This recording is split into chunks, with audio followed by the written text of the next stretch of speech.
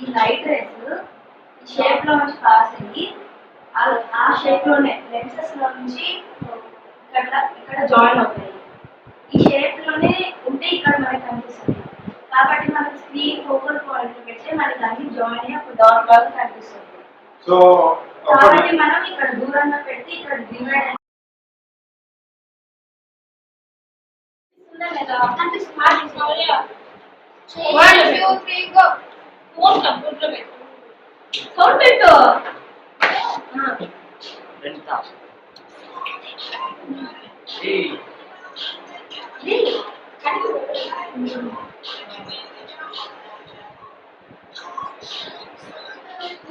ఇప్పుడు వెనక్కి వెళ్ళు.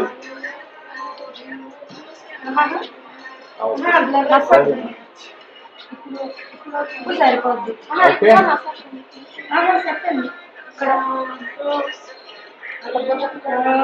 గుడ్డు ఎంత క్లియర్గా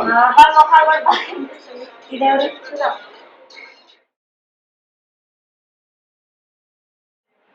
అంటే ఇప్పుడు చిన్న లెన్స్ పెట్టామనుకో దాంట్లో ఉండే ఇమేజ్ కొంచెం చిన్నగా ఉంటుంది. ఆ ఇమేజ్ ని ఇంకా పెద్ద చేయడానికి మనం ఈ పెద్ద లెన్స్ పెడతాం.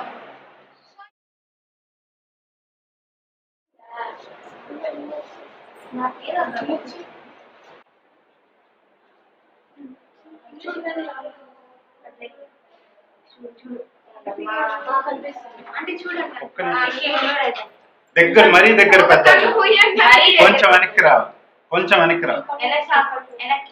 మీ కన్ను కాస్త జస్ట్ పైకి కిందకి అటు ఇటు కనిపిస్తుందండి? లా తల కిందలు కనిపిస్తున్నా? అక్షరాలు కనపడుతున్నాయి. ఒక కన్ను దూరం దూరం కళ్ళు పైకి కనపడుతుంది.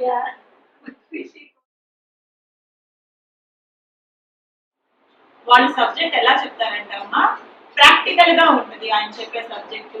ఓ ప్రాక్టికల్ గా వాళ్ళు ఏదైనా నేర్చుకుని థియరీ ఎంత నేర్చుకోండి, నో యూస్. అది ప్రాక్టికల్స్ లోకి వచ్చినప్పుడు నేను బల్బు కనిపెట్టడం వచ్చాను అని స్టార్ట్ చేస్తాడు, కానీ 100 times ఫెయిల్ అయ్యాడు.